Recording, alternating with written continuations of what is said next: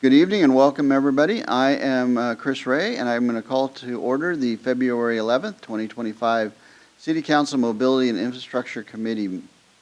With me this evening is Councilmember Zach Hall and Deputy Council President Barbara DeMichelle. There will be two public comment opportunities at tonight's opportunity, or actually multiple opportunities. There is a general public comment opportunity at the beginning of the meeting, or you can make public comment after the presentation and council question and answer period. Do we have anybody online? No, we do not, Chair Ray. All right, then I'm going to skip over this until we get through to our next council or our next public comment opportunity, and then I will check in again. Okay, we have two things on the agenda this evening, but before we get to that, any objections to approving the minutes as presented in our agenda packet today? All right. So without objections, we'll approve the meeting minutes.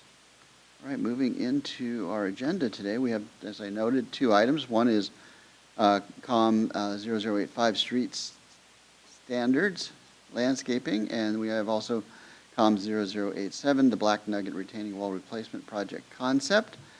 Looks like we're going to start with Street Standards Landscaping, and we have John Mortensen, Transportation Engineering Manager, with us. Welcome, John. Good to see you. Good evening, committee members. My name is John Mortensen, Transportation Engineering Manager here at the City of Issaquah. I'm getting the presentation loaded, so just give me a minute.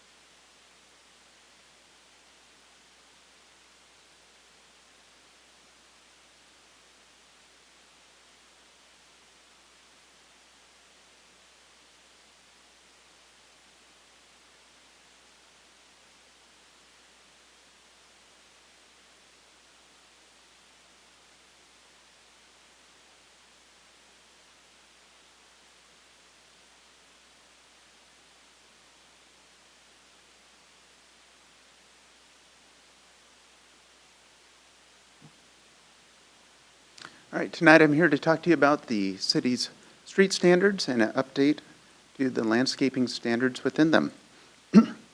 The purpose of the presentation tonight and the discussion is the administration is requesting committee feedback about guardrails that will be applied to the next update to the street standards to align the street standards with the comprehensive plan, critical areas code, and the city's strategic plan.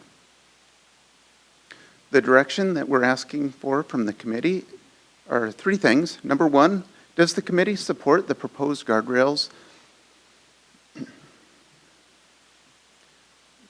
for a deviation process in the street standards to reduce or eliminate the planter strip to preserve trees, protect critical areas, provide driveway access to properties that are not being developed?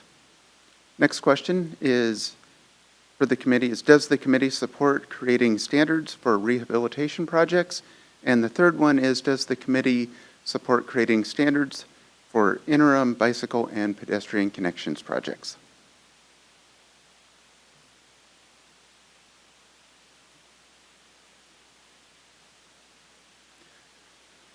The street standards are the city's standard for design and construction of streets, publicly owned or privately owned, as well as parking lots.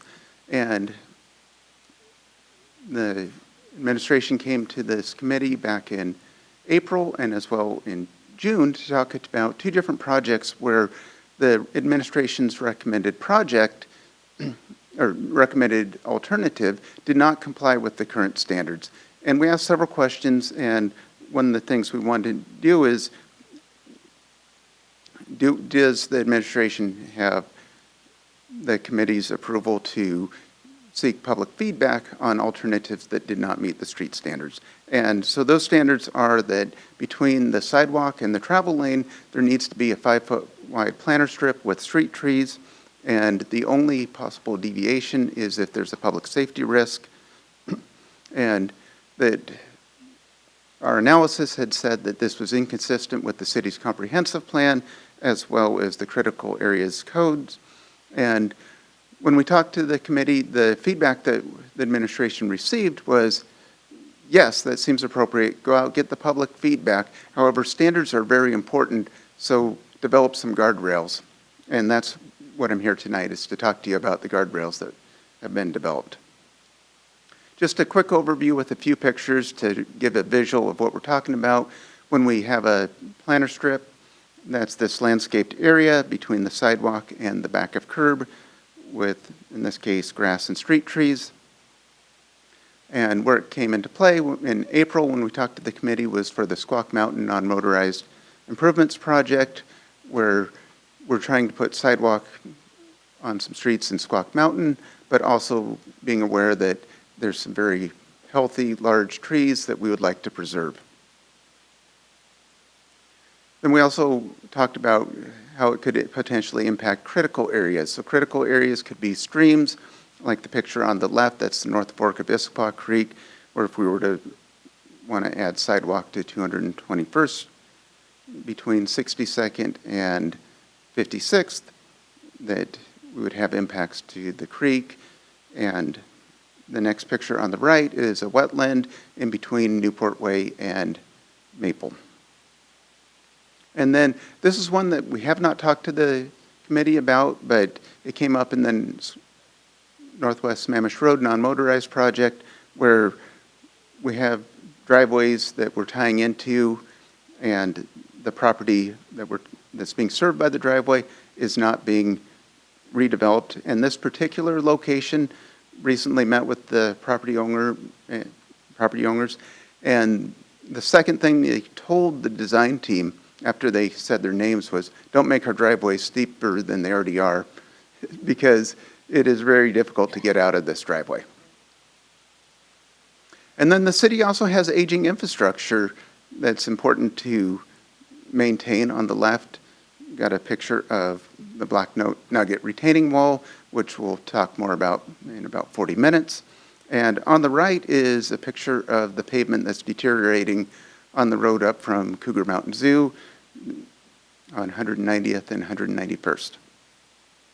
And then lastly, I want to show a picture of a non-motorized gap. This one is a sidewalk gap on 2nd Avenue Northwest. It connects two pedestrian generators, Gilman Village and Confluence Park.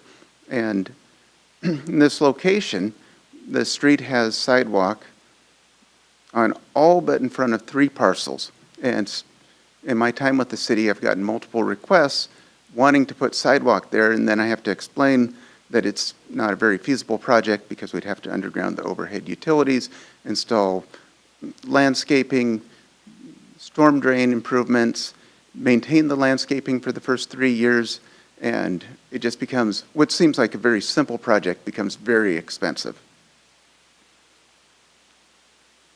And so now for the proposal, this is really the guardrails that I want to go over with the committee and get your feedback on. And so we're proposing guardrails for a deviation process that would look at situations where a development or project is trying to preserve trees or protect a critical area or maintain access to an existing driveway.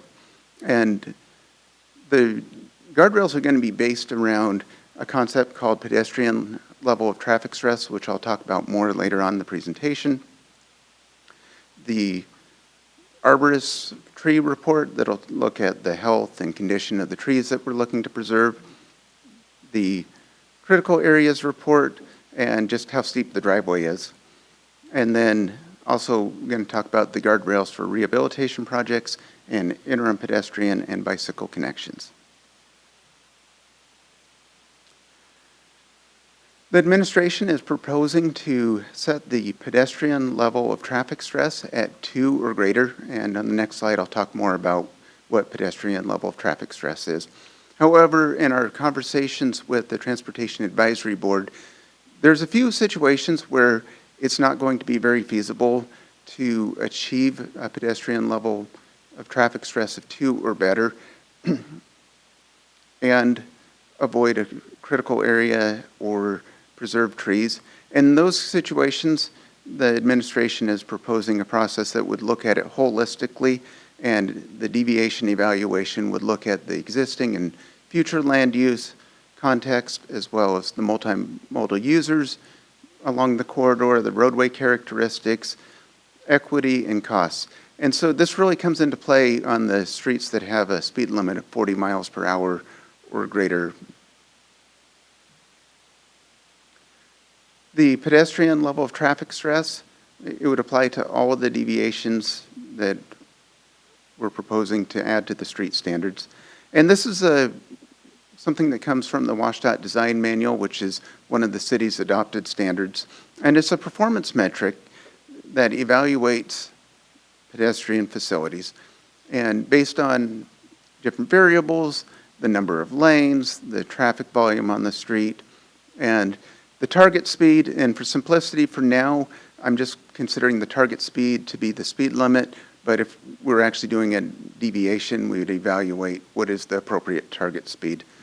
And it gives a range of 1 to 4, with 1 being the best, 4 being the worst. Attached to the staff report was a little bit more information, including a table that showed different streets in the city of Issaquah. If we were to eliminate the planter strip, what it would take to meet this pedestrian level of traffic stress of 2 or better. And as I mentioned on the previous slide, there are a few limited exceptions to when we would want a pedestrian level of traffic stress of 2 or, well, we'd still want 2 or better, but we understand that there's some situations where it probably can't be met. And then also in the proposal is, and I'm going to verbally explain this, but it's a lot easier to understand with the next slide. One of the things we talked to the Transportation Advisory Board about was in situations where we're trying to eliminate the planter strip, where we have mature trees or critical areas, should the sidewalk meander or jog, adding a planter strip or not adding one? And so the tab said, well, it's very important to have a planter strip in situations where we can have one. So have the sidewalk meander, and they told the administration, they said, come up with a prescriptive way to do it. And I searched all over. I couldn't find any guidance. So what we're proposing is based on the landscape requirements in Title 18, which say that the minimum landscape area is 100 square feet and it has to be 5 feet wide.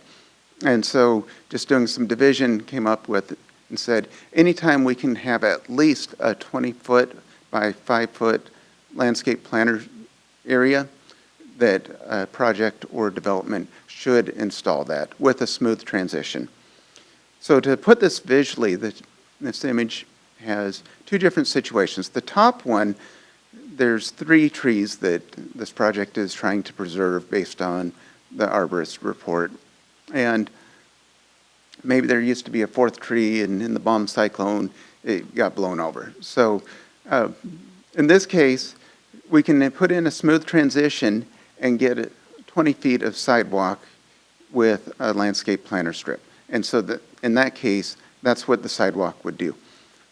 In the situation on the bottom of this image, there's a 4th tree, and so there's not enough space to transition to have a landscape planter strip, so it would stay behind the curb. In the deviation criteria, when looking at tree preservation, one of the key components is the health and condition assessment by an ISA certified arborist, that if we're going to not construct a landscape planter strip with street trees, we want to make sure that it's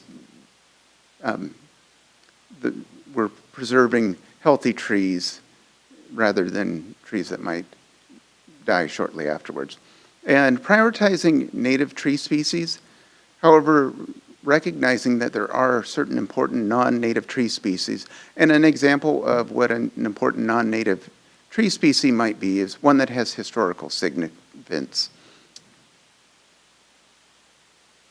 For the critical areas deviation, it would be based on the critical areas report.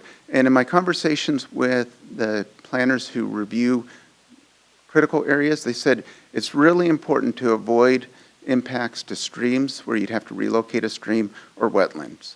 So in these cases, they would be approved, and that would give developers as well as city projects knowledge that they would be approved.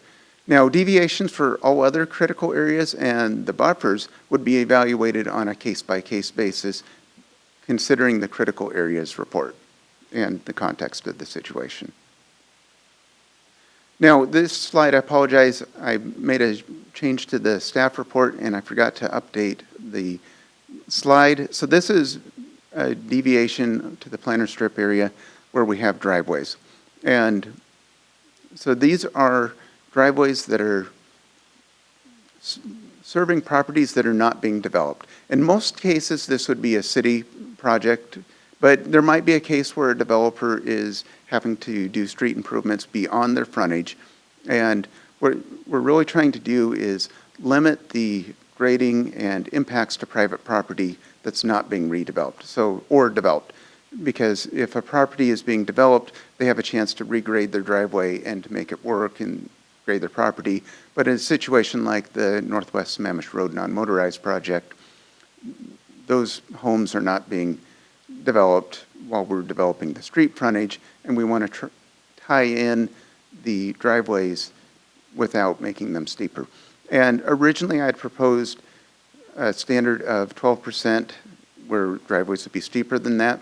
And I wanted to take a step back. I want to get the feedback to have this as a guardrail, but then do a little bit more research on what are the best engineering standards for driveway slopes, and then base it off of that. Then the next one is creating projects for a new set of standards or project type for rehabilitation projects like the Black Nugget Road retaining wall project. And really the main guardrail is we're looking at projects that extend the service life of an existing facility or existing facilities and don't change the use of the street. And this could include safety enhancements, overlays, curb ramp replacements, retaining wall repair and in-kind replacements, bridge repair, and removal or protection of roadside obstacles that might be putting in guardrail. And so this is something that in the WashDOT design manual, they do have standards for rehabilitation projects, and this is really just trying to put this into our standards so that way we'll acknowledge that a project like Black Nugget Wall is different than if the city were to say Black Nugget Wall is going to be a pedestrian corridor and we're wanting to make changes to the use of the street. Hey, John, quick question for you Yes. on this one. So this would be a lot of the city projects that would trigger the new streetscapes would be these rehab projects, right?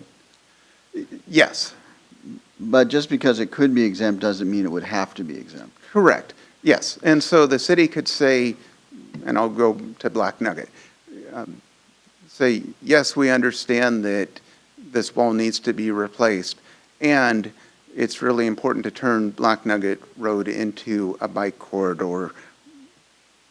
And so if that was the case, then there's nothing that would prevent the city from doing more. It just is, I want to, the purpose is to have a mechanism to say,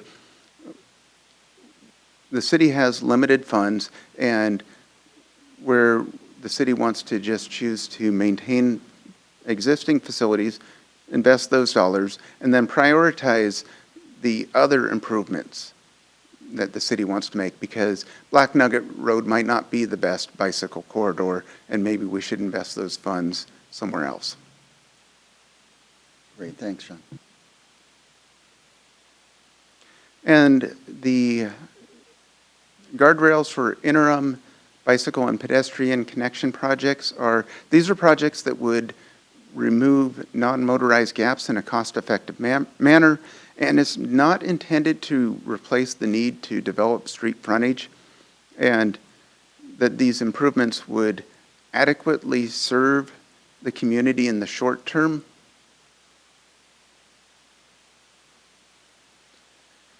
On December 4th and January 22nd, the administration took this item to the Transportation Advisory Board and got some really good feedback. The TAB supported guardrails for preserving trees as well as protecting critical areas. I did not talk to them about guardrails for steep driveways, so I do want to bring that up.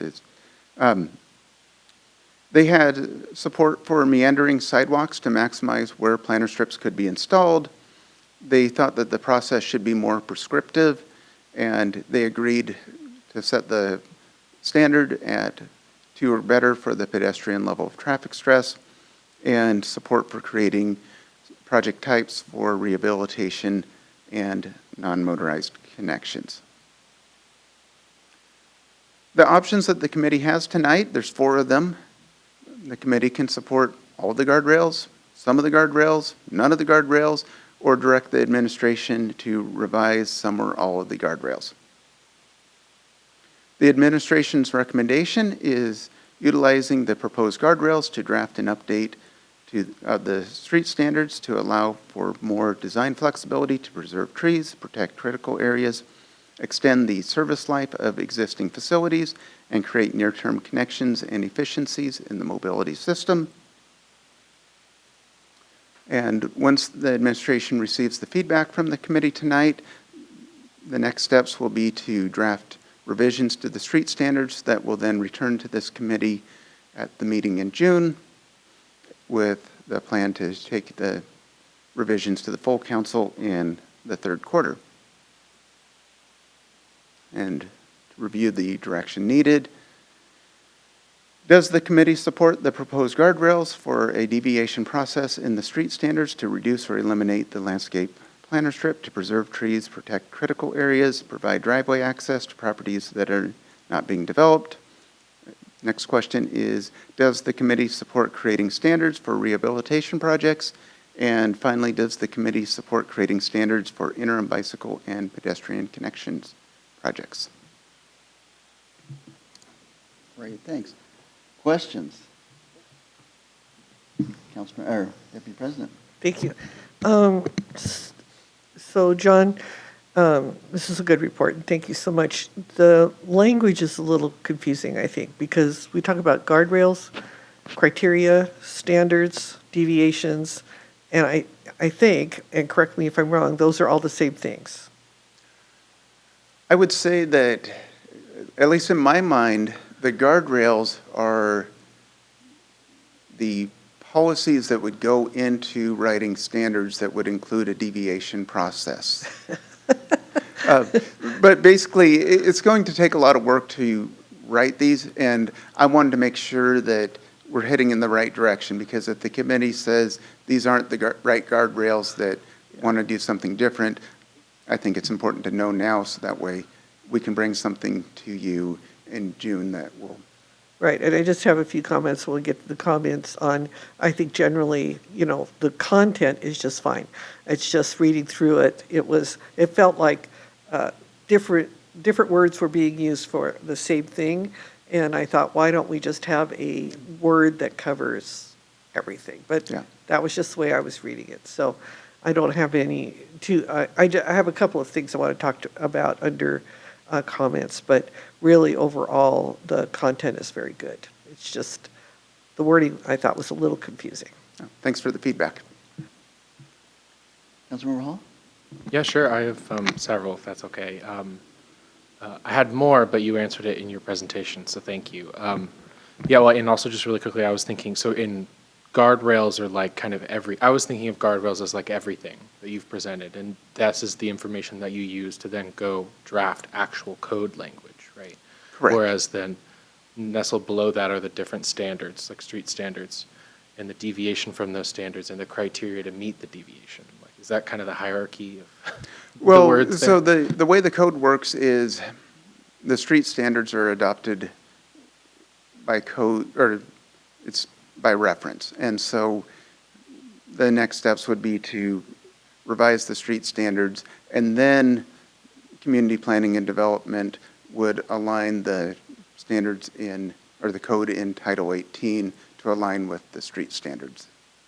That's, Okay. Did I answer the question? Bunch of cascading steps. Yes. Yeah, no, I was just kind of sharing how I thought of it. Okay, so we go to the first one. Okay, so, well, actually, let me start by saying a top 10 memo that I've ever read from the city, genuinely. So thank you very much. I really, really enjoyed reading this one.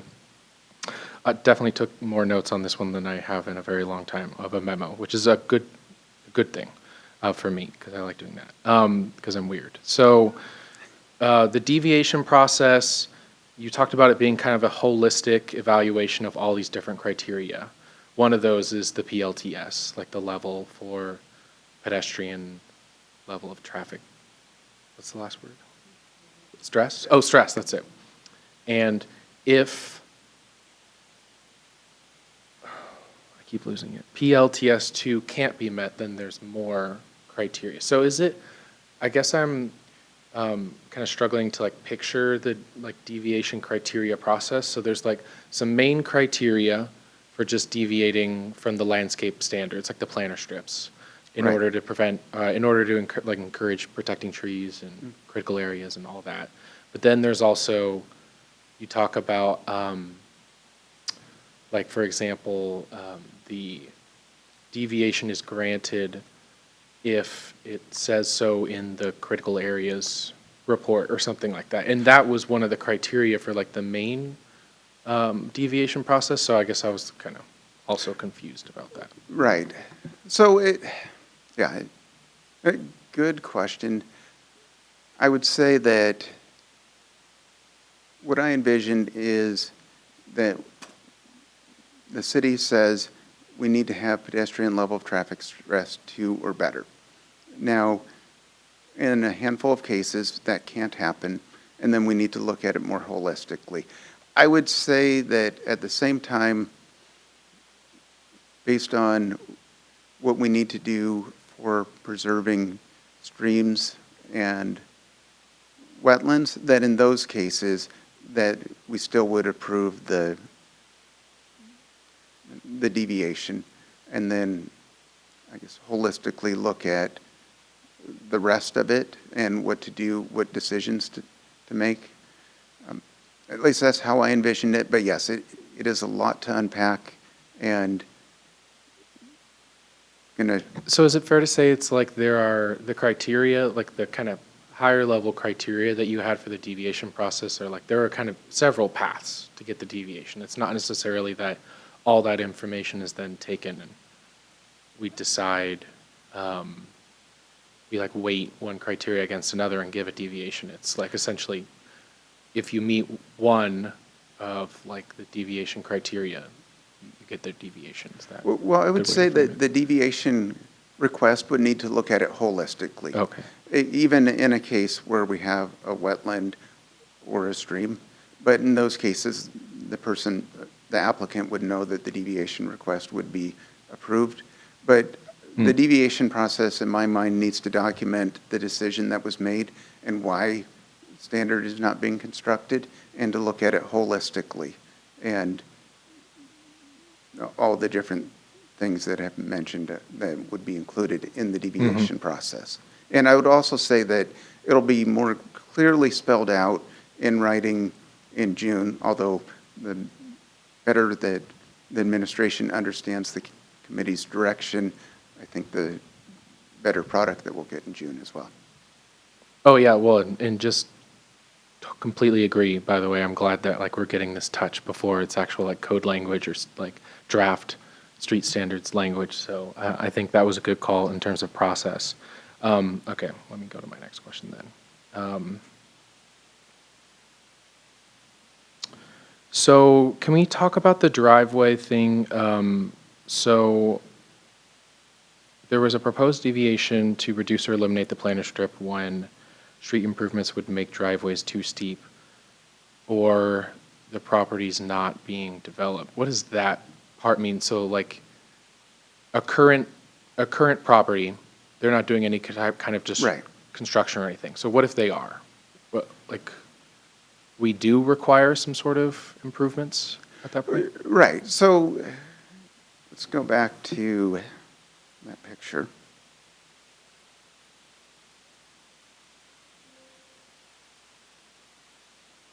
Okay, and this probably isn't the best picture because the house is cut off.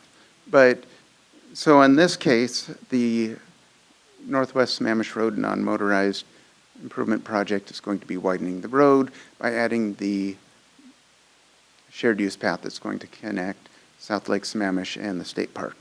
And as a result, if a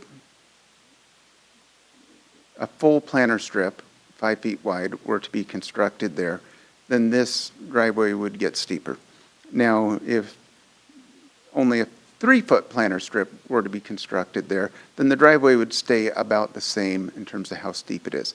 Now, if that homeowner decided, and it's probably not even allowed with zoning, but let's pretend that they could build a 3-story high-rise, or I guess not a high-rise, but residential building with multiple units in it.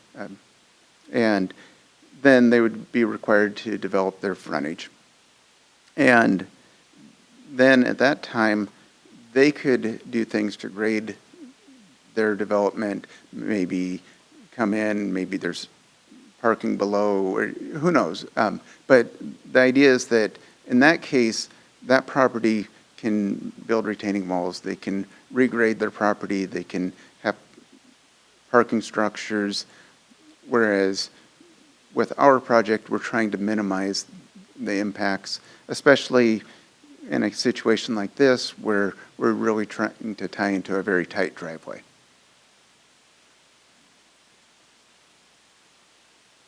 Okay. Thank you. Okay, you've just given me some thoughts to share during comments. So could you talk about what that might mean? You kind of got to this a little bit. What does that necessarily mean in terms of the alternative that we picked for Northwest Sammamish Road? Because there's the shared use path as well as, I believe, a planter strip. So I know part of it is shifting everything Right. over, but what kind of impact might we see to the actual design of the alternative? Well, actually, if we add this as a deviation into the street standards, it would actually match the preferred alternative, where in that case, the design is wanting to put in a 3-foot wide planter strip, not the 5 feet. And so on that project, depending on where we're at, the planter strip, the project's trying for 5 feet, but there's a few cases where it's impacting a lot of driveways and it's narrowing down to 3 feet. And so I guess adding it to directly answer your question would align with the city's preferred alternative for that project. Okay. Let's see, this is kind of a high level question. So in the memo, it talked about how, for the driveway one, we're still there. It talked about how technically it could be covered under kind of the public safety exemption that exists in code, but administration wanted to call it out in particular, which just got me thinking, like, that seems to make sense on its face, but also like one of the reasons looking back of like why we had to do the Title 18 code was like there was this mass of code and language that was oftentimes overwhelming because everything was spelled out in lots of different ways and sometimes it was conflicting. So I'm like, what can we do? Always be thinking to like prevent that from happening. Is there a need to have a separate call out for driveways, or could we just specify that within the public safety? I'm just curious if you thought about that at all, about just kind of expanding the definition of public safety for that. It's an interesting question. I hadn't quite thought of it from that perspective. From my narrow-minded perspective, I was thinking the Northwest Sammamish Road non-motorized project is one of the community's highest priorities and wanting to reduce risk, knowing that other situations, actually Squaw Mountain, there's going to be steep driveways as well. And so I thought this is going to come up enough, especially in a community that outside the valley floor, we do have a lot of hills and mountains. And so I do think it's going to occur often enough that it's worth specifically being called out. But I think it is important to be mindful not to create something that is so big and overwhelming that it's hard for people to use. I think that's a good answer. Let's see, any other questions? I don't think so. Not right now, at least. I'm going to keep going through my notes to see if I have anything more. I don't actually have any right now. Go ahead. So kind of following up with Zach's comment, because I had the same question, was just, how are we going to fit this in? Because we still haven't written actual code. And so this is sort of a draft getting ready for the next step, correct? Correct. And so, and I know in Title 18, we did a lot of checklists and things like that to help people.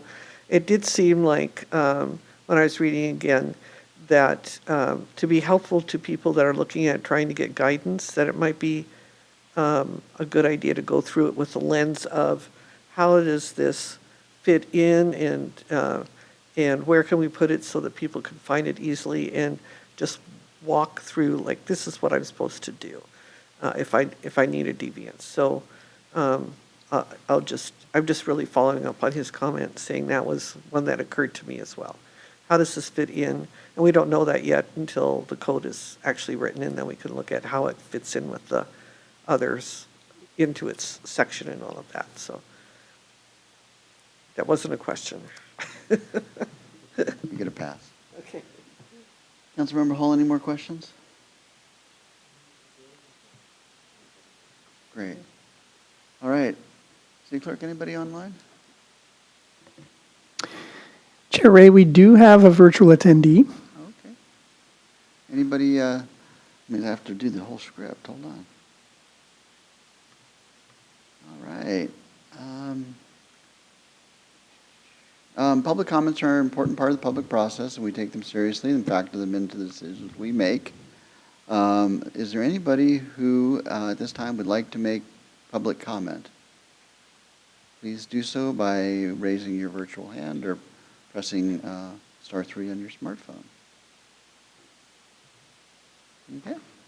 Oh, there we I go. got a hand. Okay, hold on. Let me read more comments then. Please direct your comments to the whole council and not individuals. While this is not a question and answer session, we will contact you to follow up as needed. When recognized, unmute your microphone, state your name, relationship to the city, and limit your comments to 5 minutes.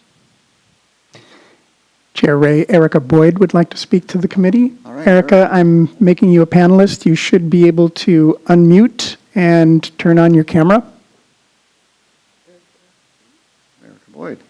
Hi, Hello, Erica. can everyone hear me okay? You sound great. Yes. Oh, wonderful. Hi, I'm Erica Boyd. I am a member of our Transportation Advisory Board. Don't have any particular comments. I'm just here as our kind of liaison for the evening, taking some notes here if you have any contextual questions. But I agree with John. I will say just generally, we agreed about guardrails, had some robust discussions about use versus, whether or not sidewalks are being used frequently, but then, taking into consideration that sidewalk dependence or pedestrian dependence on pedestrian infrastructure is different than use. Happy to, if you have any other questions, but I'm more just here as a resource and listening in. Thank you, Erica. Appreciate that a lot. All right. Let's move into comments. Yeah, we're moving right along here. Councilmember Hall, you want to go first? Yeah, please. Okay. Thank you very much. I can't believe it blows my mind that it was April when we first talked about not conforming to code and Yeah. kind of street standards and things like that. And then at June, it feels like it was yesterday. That's crazy. So anyways, Getting old. that blows my mind. Um, let's see, that's kind of a general comment. Maybe let me just start with a general comment. I think it was, again, I really enjoyed reading this packet. I think the kind of scenarios and the hypothetical pictures were very helpful. So even as this comes back as draft language, would love to kind of get more of a sense of what does this actually look like if we apply it to a real world setting here in Issaquah visually for us as policymakers. I think that would be super helpful. Talking about the deviation process more generally, I thought the process was really well thought out. Like clearly you're thinking through what are all the different kinds of impacts we need to be mindful of, the criteria that we need to be thinking about holistically, like you mentioned. I do agree with the need to have this alternative deviation process that's aligned with our vision around protecting trees and critical areas and so on and so forth. Like staff and TAB, I don't necessarily see a downside to having those kind of meandering sidewalks, especially when we're maximizing the amount of landscaping space and preserving kind of the natural setting there. Seems like a win-win to me. So that makes sense. For rehab projects, I think it makes sense to prioritize extending the life of a particular facility, given our lack of resources to be able to fund everything that we want to everywhere. And like you said, it doesn't change the use of the particular street of the facility. So I thought the logic was good there. The interim pedestrian and bike connection projects, yeah, I mean, just recognizing, like you said, completing all the near-term connections that we want, which is the goal, right? And our strategic plan is expensive and hard to accomplish, and that there's this more cost-effective approach for short-term solutions. So I like that. It's actually interesting. It's very similar to some of the conversations we're having at Planning, Development, and Environment too, around middle housing and whether or not we want to require frontage improvements for middle housing and single-family housing and start talking about what that means, and getting away from saying every neighborhood, because they're all developed in different decades in Issaquah, needs to have a curb and gutter traditional sidewalk when we could just be preserving the existing use, whether it be a gravel path, whether it be kind of a smaller sidewalk that's not the 5.5 feet or whatever it usually is. So it's kind of interesting to just see kind of a tie to some of the other work that we're doing in housing around frontage improvements too. So the spirit of this effort seems to be aligned with other policies that we're considering in other areas. That said, though, I mean, I think the concern, right, is naturally just to think long-term. Oh, I just remembered another question I was going to ask. So, pause on my comments. So, because this will inform some other comments. If the city, let's say the city, because it makes more sense the city, let's use like the Cougar Mountain, the road up above Cougar Mountain, which I agree that the pavement is quite bad up there, applies for a deviation to extend the life of that particular facility, the existing, which is just 2 lanes, bring the pavement back up to a good standard. How many times could you do that over the life of a particular roadway before we do actually want to invest in the kinds of facilities that we call out in our street standards? Or would that be more of an internal decision that the administration would make, okay, now we're ready to follow the spirit of the street standards and not request a deviation because we have resources or whatever? Like, how are we thinking about that? Well, I think it would depend on several things. I think it would depend on the direction that the city would want to head in at that point in time in the future. I think it also would depend on the land use. And so going with the example of the road above Cougar Mountain, I can't imagine there being a land use change on Cougar Mountain where there would be development. And so I think in that case, the goal would be to preserve the existing infrastructure and to make the road safer. Now, let's go with another example, and I don't want to name any neighborhoods because I don't want people to think that the city's trying to change zoning on a neighborhood. But let's say that there's an imaginary neighborhood that's currently single-family zoning, and the city decides that okay, on this project, we just want to preserve the existing infrastructure, and then maybe in 20 years, the city says we need to rezone it and upzone it to allow up to 6-story apartment complexes with mixed use on the bottom. And then at that point, in my mind, it would make sense to say, hey, something different needs to happen here. This isn't about preserving the existing infrastructure. This is about meeting the need of the land use that's now being served by this transportation facility. No, okay, that makes sense. So, I mean, and the scenario you describe isn't completely out of the realm of possibility. We'll start to see in these single-family neighborhoods, duplexes, attached or detached ADUs pop up decade over decade as well, with new state law changes as well. So you're saying it's recognizing kind of what are the circumstances of the moment. Right now, it might not make sense to add facilities to a road like that. We might want to seek the deviation to fix the road. But in the future, depending on what the context is of the neighborhood, of any particular neighborhood, we might decide now's the time to start budgeting for this. Now's the time to do it. It's Right. administration-driven thing. Yeah, I'd also add with the interim non-motorized facilities and connections that actually thinking of the missing middle housing, where assuming that the direction is not to require frontage improvements, then maybe this could be a way to actually put in some economically constructed non-motorized facilities in those types of neighborhoods as well. If the city starts seeing that, just something that's kind of been in the back of my mind to consider. Yeah, no, good point. Okay. Let's see where I was.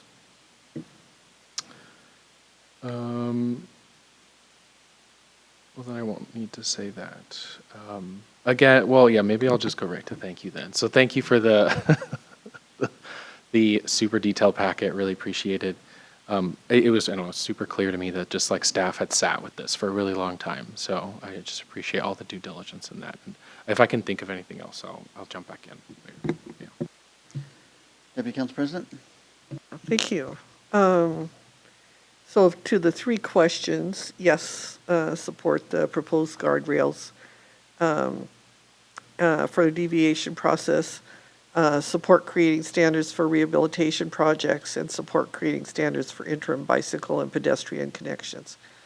So, however, when I was reading through this and thinking in the context of we've already had 2 projects come in front of us where we have granted a deviation. And considering that we have a lot of older roads that we've discussed already in different situations and different neighborhoods, and all of them were built at different times. And I'm just wondering if we want to, at some point, certainly monitor this and see how many deviations are we granting, and do we then want to come back and revisit the code and see, is it really something that we want to prescribe? So, I'm not at that point now. I mean, it may be that we certainly have a goal that we want to create to expand the tree canopy, and we certainly have a goal that we want to create more bike lanes. But if we are at every project we're granting these deviations because this or that or the other thing we want to preserve, after a while I think we have to ask ourselves, is this code actually working for us? So it's too early to tell because we've only looked at 2 projects, but in both cases we're not going to follow, we're going to grant a waiver or a deviation. So that is, that's something that at least I was thinking about as I was reading this. Under the tree preservation, I just noticed that we are going to consider native tree species as one of the criteria, and then important non-native tree species. And I'm wondering if we could just rewrite that and say, we will look at tree preservation on every project, or we will have an arborist, in other words, if we're going to create deviations for both native and non-native trees, maybe we just combine those ideas into one. So I want to make this as easy for people to use as possible and as easy to read and understand as possible. And that was one place where I thought that would be kind of, what is the difference? It looks like we're going to assess both of them, so why do we call one out and then the other? So those are my thoughts. I appreciate all the time, obviously, again, John, always very thorough presentations and very thorough thinking that goes into your presentation, so I always appreciate that. And I will be interested to see what comes back to us in the form of actual code. So thank you. So I have a question, because I'm just curious about the important non-native tree species. What exactly were we trying to achieve with that as opposed to the native tree species? Well, that came out of a discussion that I had with Dan Heitz, talking about what types of trees we want to preserve. And he pointed out a document that the city of Seattle has where they list native tree species as well as non-native important tree species. And so wanting to acknowledge that, and I'm going to work more with Dan to develop this further, but really wanting to acknowledge that there's, well, from an ecological perspective, I think it's important to preserve the native tree species. But from a community perspective, that there's going to be some non-native tree species that are going to be very important to the community, and the community would not want to see cut down. Okay, great. I think Deputy Council President DiMichelle's point is right on. Let's have some clarity about the intent, I guess.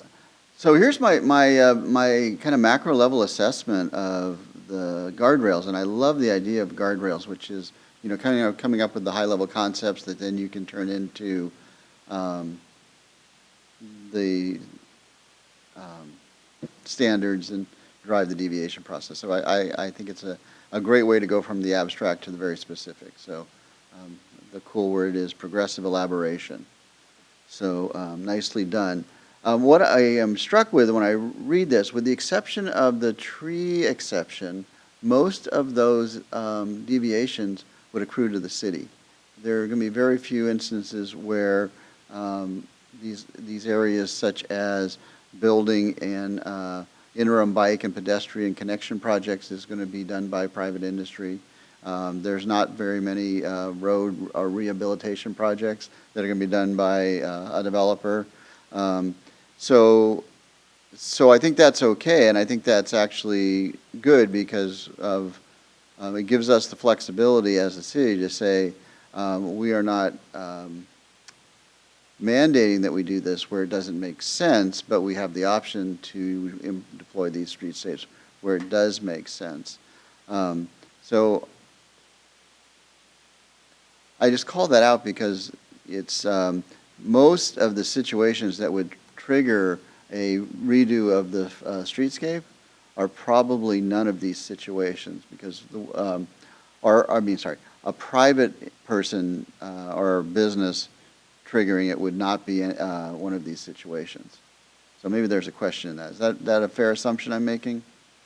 That is, and to be very honest, probably 10 years ago, the city would have just done what made the most sense for a project like Black Nugget Road or Squawk Mountain, but the administration has made a conscious effort to say that the city will follow its own standards, and if the standards need to change, let's look at evaluating them. And so that's one of the reasons why I'm here tonight. Is Yeah, no, and I like that kind of ethos approach to it. We all live by the rules, but it's also being good stewards of the public funds.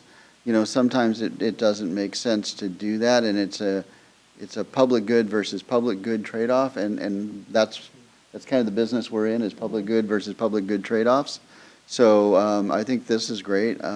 I like them a lot. I like the carve out for steep driveways. Whereas if we're doing that to somebody, doesn't apply. If they're doing it to themselves, it does apply. So I think that makes tons and tons of sense. I think it'll be interesting to see now, given that we've got this kind of general direction we want to go with the standards and the deviations, to then take it to the next level and put some specificity around it and bring it back.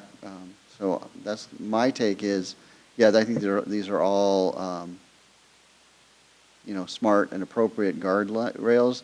So let's see what they turn into in terms of standards and the deviation process associated with them. All right. Any other thoughts or comments from my colleagues? John, do you have what you need? Yes, and I'm going to repeat back so that way I can be corrected if I misunderstood anything.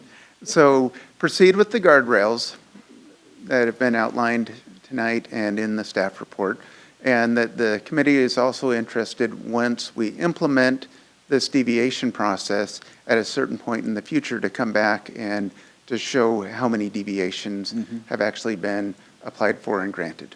That'd be great.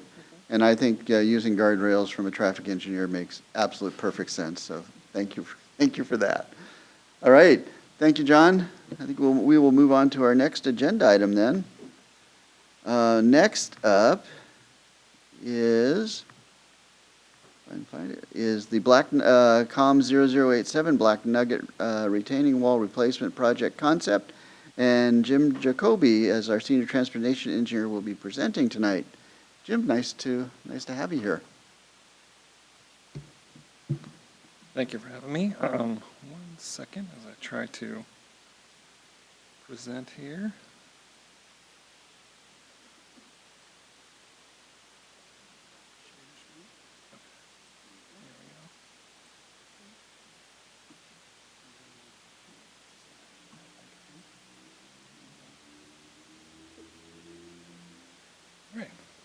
Good evening, council members. As I said, my name is Jim Jacoby, Senior Transportation Engineer in Public Works, and I'm here to talk to you tonight about the Black Nugget retaining wall design alternatives. So, purpose of this presentation is to present the conceptual design alternatives for the 3 wall and roadway options we have for the project. And direction we're looking for from council is approval on the preferred design alternatives for the project for the wall and roadway. Just a quick outline of kind of the rest of the presentation. So we'll do brief timeline and background. Some of this committee members have seen before at the June presentation. We'll talk through the wall alternatives, the road alternatives, the analysis and some community feedback, and the administration's recommendation. So a brief timeline of the project so far. We began looking at design alternatives early last year. We had obviously the previous presentation to this committee in June of 2024. We had outreach with Transportation Advisory Board and other community members in the summer and fall of 2024. Obviously, we're here at this February 2025 meeting, and then hopefully in the rest of 2025 and into 2026, we'll be wrapping up kind of the finished design of the project. And not shown here, but the hope is to then secure funding and hopefully go to construction sometime after 2027 or in 2027. Yes, there's funding then for the design portion of this project already? Yes. Okay. And there's no full council action required, so this is just bringing us along, getting feedback along the way? Correct. Okay. So our existing wall shown here, you've seen this before at the previous presentation, but obviously been several repairs and some issues with water seeping through the wall, so not in the greatest shape. An aerial view of the project, for reference, the large white rectangle is the roof of Fred Meyer. The walls shown here in the red, and You have Southeast 62nd Street in between Fred Meyer and Home Depot being the kind of dark gray roof at the bottom middle of the screen there.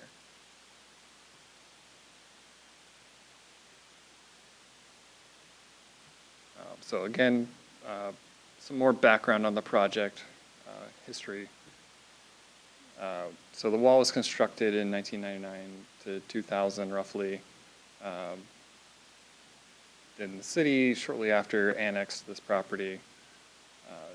Between 2010 and 2020, there were several repairs done on the wall, and then during 2021 to 2022, the city hired a couple of engineers to assess the wall, where they noted severe corrosion and recommended replacing the wall, which is what led to this project.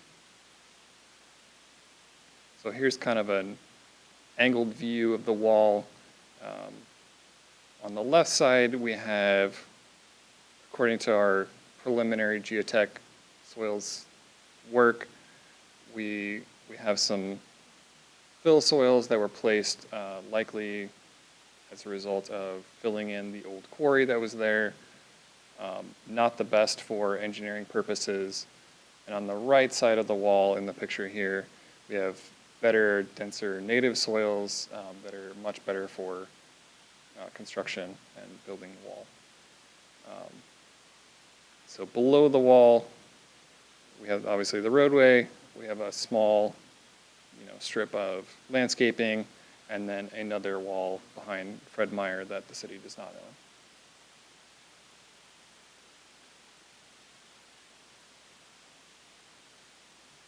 All right, so jumping into the wall options, the first two options were considered because we know structurally that this type of wall can work. So this is what we call a soldier pile wall, which is the same type of wall that is what is currently existing, where you have large steel beams sticking up every several feet. You have some sort of lagging holding back the soil in between those. And in this case, the wall is tall enough that it needs tiebacks or ground anchors connected to those steel beams that are going back into the hillside behind the wall to help hold those up. So options 1 and 2 are a similar type of wall. Option 1 being in front of that existing wall, so the existing wall would remain in place. Option 2 would be putting that new wall behind the current wall and gaining right-of-way space. And then option 3 is one that was prepared as we got further into the details of the existing soils there. This became an option, and what this is sort of similar to the soldier pile wall, except it doesn't need the large steel beams, the soldier piles. It just has the ground anchors and then a concrete or shotcrete base on it. And then, Just a quick question for you, Jim. yeah, Can I ask, just out of curiosity, how do you put a wall behind an existing, or perhaps that's why it's so expensive, but I mean, just out of curiosity, can you talk to me, like, how would you yeah, go about doing absolutely. that? So we talked to a few contractors, and the easiest way to do that with the steep slope behind the existing wall, the easiest way to do that would be to bring in a bunch of material, probably a giant pile of gravel on that existing road, so that you could get the big construction equipment up high enough to reach over the existing wall. Yeah, so And was this the one where we would have to close down the whole road? Okay, so that makes sense then. Okay, Yeah. got it. yeah, so the last wall option shown here is actually for that east portion, or the right side of the picture that we just looked at. I'll just jump back. So the right side of the picture here will be that soil nail wall with all 3 of these options. So the option 1, 2, and 3 are for the left side of the picture here. The fourth one, the soil nail wall, is what's going to happen on the right side for all of those 3 options. And the soil nail wall is kind of similar to option 3. except that the anchors are a little less beefy and a little closer together, but otherwise it's fairly similar to option 3, and it's quite a bit less expensive. Okay, so jumping into some plan views of the wall concepts. See if I can pull up my laser pointer. So we have the existing soldier piles, these steel beams shown here at the top. Each of them has ground anchors that extend back into the hillside. So these would all remain in place, and then we would place, with this option, we would place the new wall, so new steel beams, new ground anchors, kind of staggered in between those. And roughly that would need about 4.5 feet of additional space in front of where that existing wall is to do this option. Not all the details are fleshed out here. These are still very conceptual, but yeah, it would be quite a ways in front of that existing wall. So then option 2, that's where we would need to build that big bench, that big berm on top of the existing road to reach the equipment behind that existing wall. So the existing wall is on the bottom here.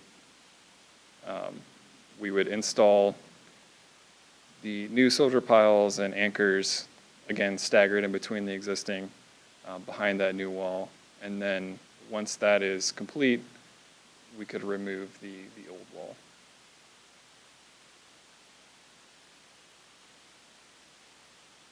And then option 3, again, the existing wall is left in place, so that's these steel beams here.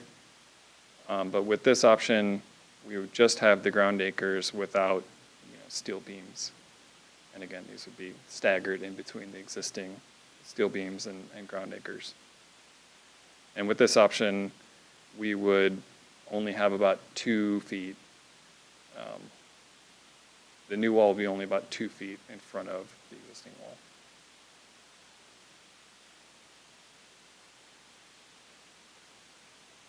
And then for sort of the right side of the wall, in the picture we looked at before, the soil nails.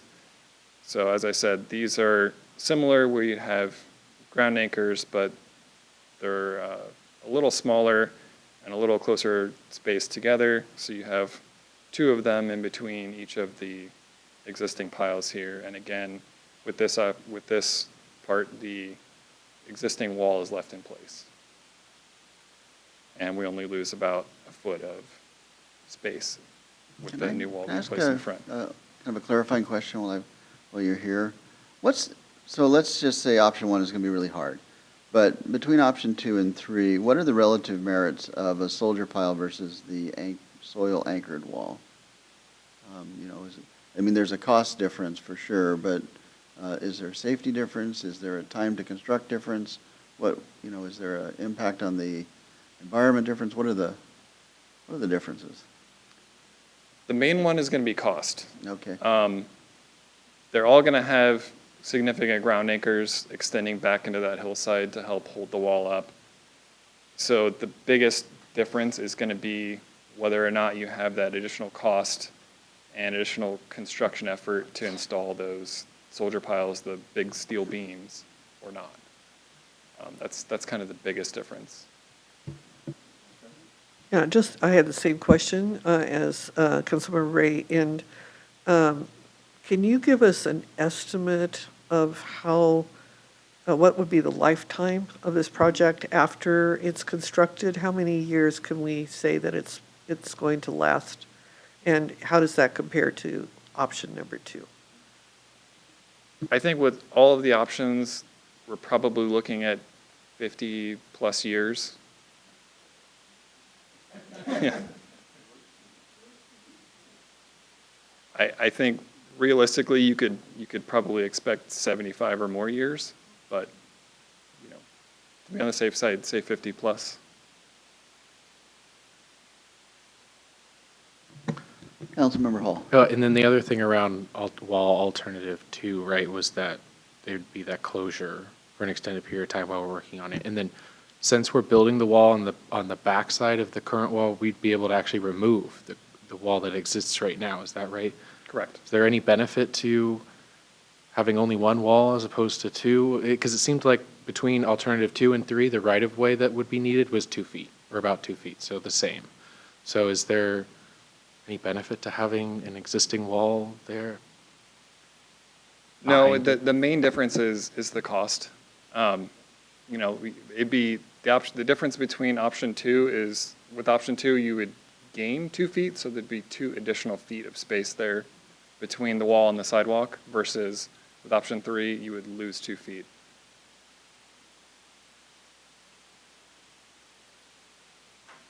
Great, think that was helpful. All right, jumping into roadway options. So basically 2 categories here. One, retain the center turn lane, or the other options, remove the center turn lane and add bike lanes or landscaping strip. So as we had talked about in the previous presentation, there's not a lot of space for most of the project to do both, unfortunately. So just a refresher. So this is, you know, an engineering drawing of the existing roadway, looking downhill. The wall's on the right. You have your 5-foot sidewalk, your 2 12-foot drive lanes, a 12-foot center turn lane, and your sidewalk and street light on the other side. So option 1 obviously looks pretty similar.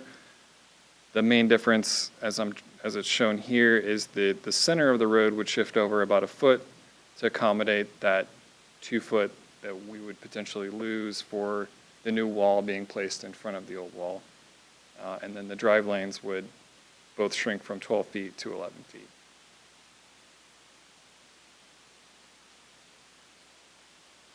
And then the cartoon below for each of these just basically shows the same thing, just in a more graphical version. So the second option, again, removes the center turn lane and replaces that with bike lanes on either side of the road. So once again, the center line of the road would shift a little bit. We would shrink the travel lanes, add our 2 bike lanes on either side. And in some areas you have potentially a little bit of space between the sidewalk and the new wall. You know, that we could potentially add a wider sidewalk in some areas where possible, or other things like that. Then option 3, pretty similar to the previous one, except that in this case, we would have a planting strip on the downhill side for the downhill bike lane, considering that, you know, the road above the wall especially is quite steep. You know, bicyclists who wanted to go down that hill could easily merge with traffic and keep up with them quite easily. So the thinking was replace that downhill bike lane with a planting strip in this case. So moving into analysis, we've kind of already touched on some of these, but for option 1 with the wall, it's in between the other 2 on total cost. It's on par with option 3 as far as traffic and construction impacts. We may be able to keep part of the road open during options 1 or 3. Definitely would not be possible with option 2. So it's a little bit better than option 2 in that regard. But the downside for option 1 is we lose the most right-of-way width. So option 2, obviously the most expensive, the most impact during construction, but it's the only option where we could potentially gain right-of-way width. And then option 3, by far the most cost-effective, you know, less traffic impact than option 2, and less right-of-way loss compared with option 1.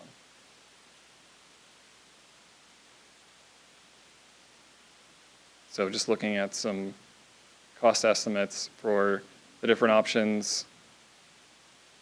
You know, these include contingency of 20% and inflation of 8% up to 2027 pricing for each of these. So we're looking at approximately 7.8 million for option 1, 9.7 million for option 2, and 6.2 million for option 3. And just a reminder that the CIP currently shows about 5.5 million for construction of the wall, and that is debt finance funding that we do not currently have secured.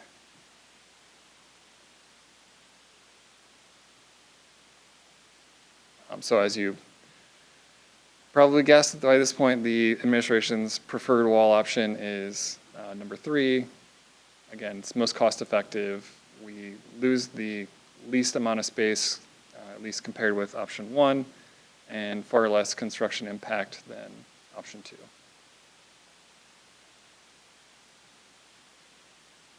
And the administration's preferred road option is option 1, to retain the center turn lane. As we looked at this closer, you know, the concerns were, 1, safety. You know, Black Nugget Road is a steep hill above the wall, and as cars are coming down that hill and potentially wanting to turn left into the apartments or the businesses, you know, having that center turn lane for them to move into is really helpful, especially because the road, you know, is also kind of windy, and you know, folks may not be able to stop in time if there's no center turn lane for people to move into. The other reason being maintaining traffic level of service. If we're having folks stopped behind other people turning left, then traffic will start to back up, versus if we retain the center turn lane, we'll be able to keep traffic flowing, matching our concurrency level of service, especially at Southeast 62nd, which is the road in between Fred Meyer and Home Depot, and the other side of Fred Meyer at the north end. And then again, limited right-of-way space, so it's kind of an either-or situation. Can't have bike lanes and landscape strips while retaining this, unfortunately.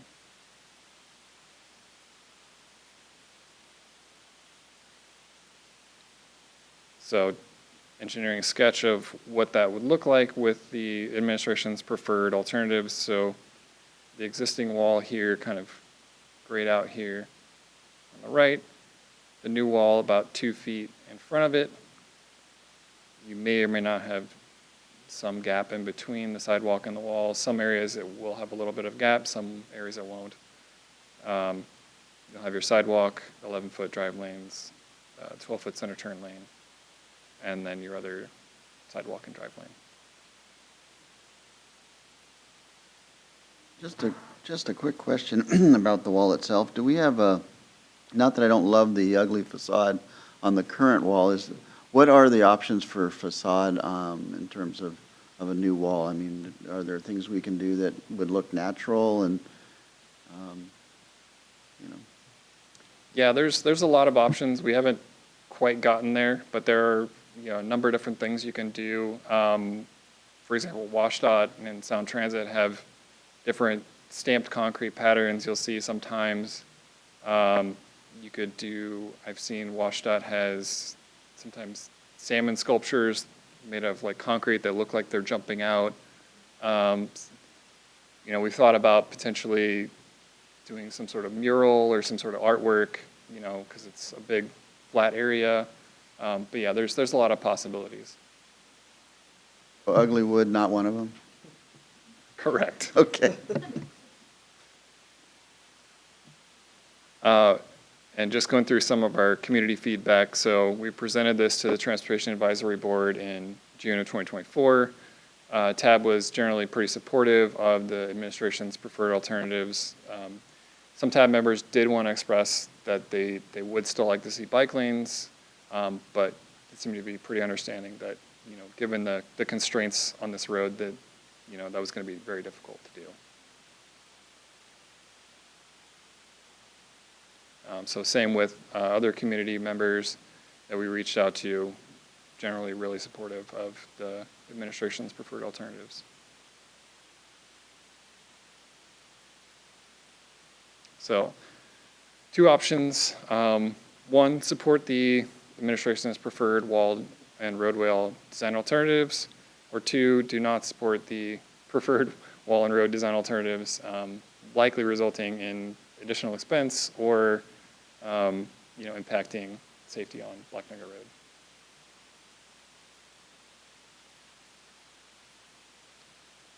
And just kind of some timing and next steps. So obviously we're here at the first step in looking at design alternatives. The hope is that we could get to 30% design by this summer, and then have our next community touch point be the pre-app meeting, hopefully this summer or fall.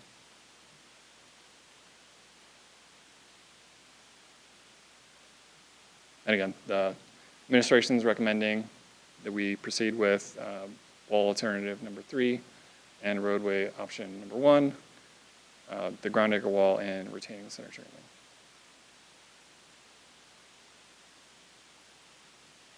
And that's all I have. Any additional questions? I know we've had a bunch. Councilmember Hall. Thank you. I have one about the wall and a couple about the road alternatives. So wall alternative 2, let's say we live in a world where we have the expendable $9 million or whatever it is and some change, and we go with wall 2 because we get the 2 feet of extra space.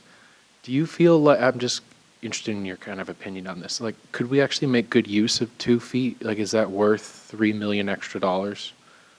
Like, maybe this is more a question for the council to noodle on too, but if you have any kind of insider thoughts about how to shape our thinking on this. I'm not sure that we could do a whole lot with just 2 feet. The reason we kind of stuck with the 2 feet is that there's only about, I think, roughly 5 feet of right-of-way currently behind that existing wall. And so in order to increase that, we would need also to purchase additional right-of-way. And so to increase that from 2 feet to more than 2 feet, it would be considerably more expensive, not only for the wall, but also, purchasing that right-of-way. I didn't even think about that part, so that's a really good point. Okay, moving on to road alternatives then. So if you're on Black Nugget Road and you're coming down, say from kind of the Issaquah Ridge area, like the Highlands, so now you're going toward Fred Meyer and, I was about to say Office Depot, Home Depot. The retaining wall kind of starts to level out a little bit, so it's like not really steep there. So can you walk me through the concern about like steepness? Is it more about bikers and vehicles will have already reached kind of a high speed as they start there, or is it that it's steep enough that they're going fast at that point? I guess I'm not following the concern around steepness. Yeah, I guess I'll jump back to the view of the wall here. It might help a little bit. So Black Nugget Road is pretty steep up until you get to Southeast 62nd here. It's about a 12% grade all the way down to Southeast 62nd, and then you're right, it does level out at that point. But by that time, once they've gotten to the wall, they've already been going down a pretty long steep slope, and they're continuing down that long steep slope for quite a ways into that wall until they get past Southeast 62nd. So I don't know if that answers the question. Okay, yeah, they've reached kind of a high speed by that point. Right. The danger is in that they're already at that high speed. Okay, I get it. I had 2 kind of questions of did we consider X or Y for wall alternatives. I don't necessarily want to suggest that we should be looking at other alternatives. I'm just kind of curious what your thinking was. So sometimes I'll see in cities where they have bike facilities that are on the same side, going against each other and it's kind of protected kind of off to the side. I'm just curious if we thought about like the value of separated and protected bike facilities on a road like this or something like that. Yeah, that could definitely be an option. It's not one that we had Okay. fully fleshed out. These are just conceptual, and obviously Yeah. we could shift that over, like you're saying, if we were to go with option 2. Right. But no, we hadn't like fully. And I'm not gone down necessarily that yet. suggesting we go back to the drawing board on that either.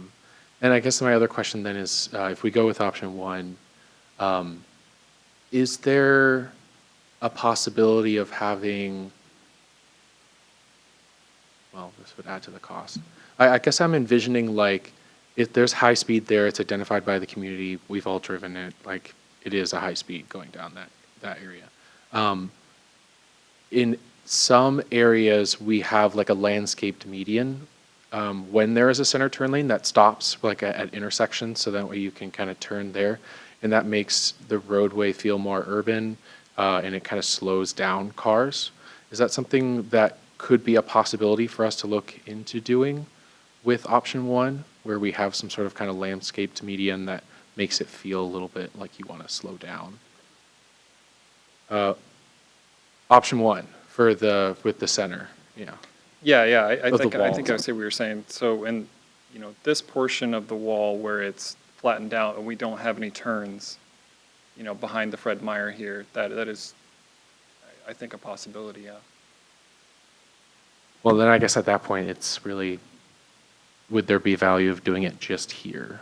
And maybe it's more Right. the value of the whole thing, and maybe that's a separate, something to think about differently, or in a different space. Okay, got it. Yeah. Well, anyways, then that's just kind of feedback of something that's on my mind at the moment.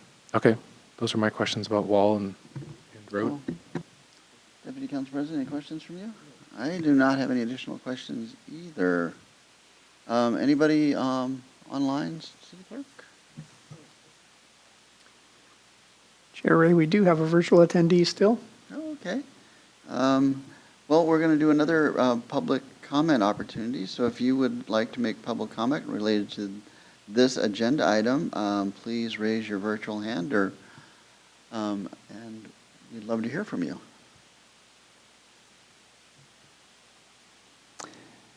Not seeing any virtual hands raised at this Okay, time, Chair. Then we will move on to discussion. And the question that we're really being asked is, direction on whether or not to proceed with the information provided, or if we want to provide some alternatives, or if there's some areas we'd like them to dig into. So, Councilmember Hall, you want to start us? You're ready to go. Always starting, yeah.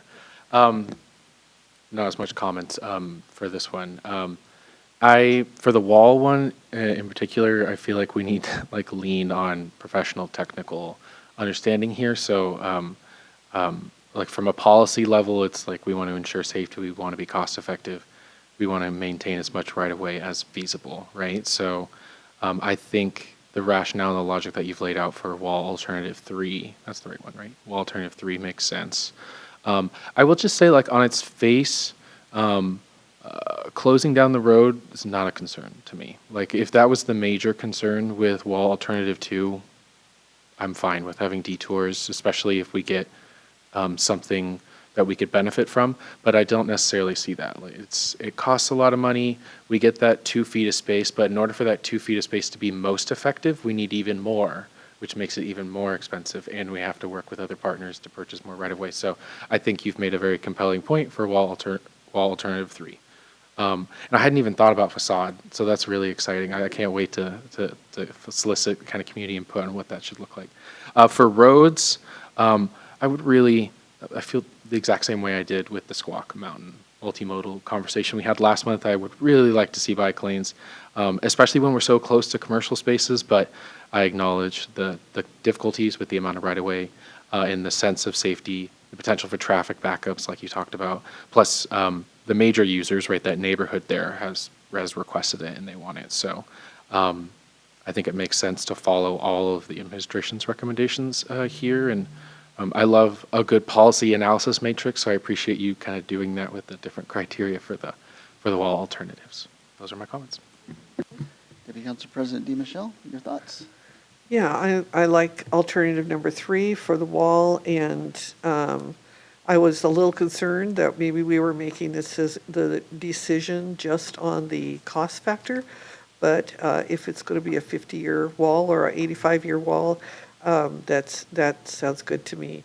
I don't want us to do something that we have to go back and redo, another 10 to 20 years because it's failing. But if we're really talking about apples to apples and the construction is solid and good, then of course, let's go and be more efficient with taxpayers' dollars. So alternative number 3 is great. I love that middle lane. And I was the turning lane. I was actually out there trying to get to University House just a couple of weeks ago in the dark, in the rain, cars whizzing by on either side, and I took a wrong turn into one of the apartment complexes, thinking that it was the street into University House. And then you have to come back out and try to get onto that road with the cars just coming like crazy. And that middle turn lane is the only thing that salvages your ability to get out there. And especially on an evening like that when it was so dark and rainy and everything. So I would say that middle turn lane is an absolute safety feature of that road, and the way that it's all been constructed, that it's really necessary to retain that. Again, we love the idea of more trees and we love the idea of bike lanes, but safety comes first. So yes, I would go forward with the turn lane. And I saw that, and I really do appreciate the outreach that you did to University House and Seymour and the other people around there. And it sounds like they are in agreement with that turn lane, that's really, really important. So thank you. You guys are really good. Yeah, I don't really have much to add. I was kind of, going to push on the bike lane until I got to the community feedback, and it's like, that makes a lot of sense to me. So the only thing I disagree with a little bit is your, Councilmember Hall, your comment about detours, because I think we need to factor in the cost of inconveniencing people. There's a real cost to that. So I really would rather not do a major, have a major impact on the community unless there's some really compelling reason to do that, and it doesn't sound like there's a compelling reason. So just because I felt like I had to say something, yes, I agree with the wall option and the roadscape option, and I'm super excited to see facades. So, Jim, do you have what you need? I do, thank you. All right. Thank you, everyone. Appreciate it. Great presentations as always. Yep. All right, we're at the end of the agenda. We have time for any announcements. Councilmember Hall, Deputy President DiMichele. I have none either. Okay, we are adjourned at 8:03. Thanks, everybody.